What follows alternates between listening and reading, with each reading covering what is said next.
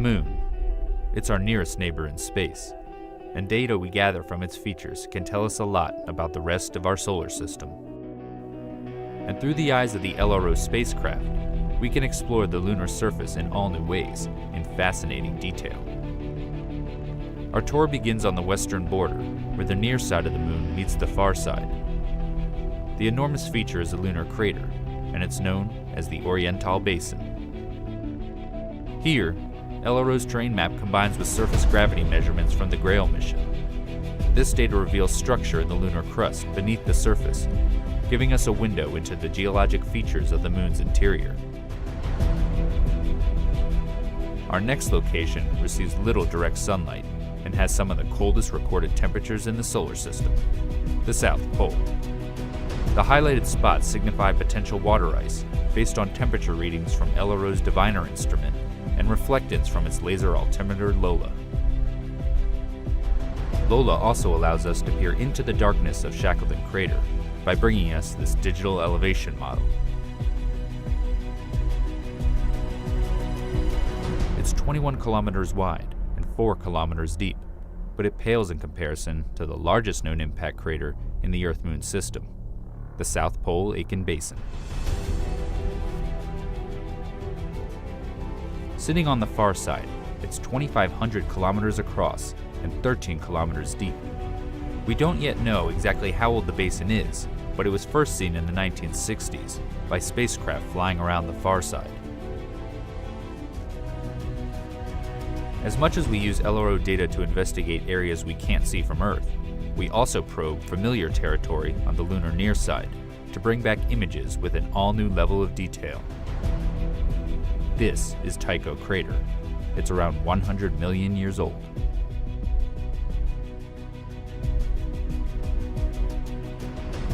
Here, the Lunar Reconnaissance Orbiter camera captures the central peak with a 100-meter wide boulder at the summit, the origins of which are still a mystery.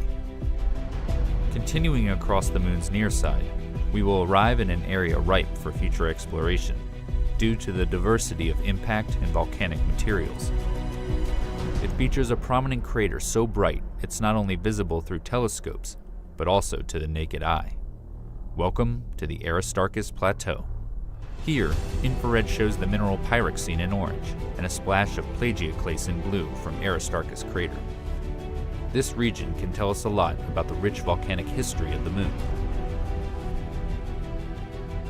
As much as we study the Moon looking for sites to visit, we also look back at places we've already been.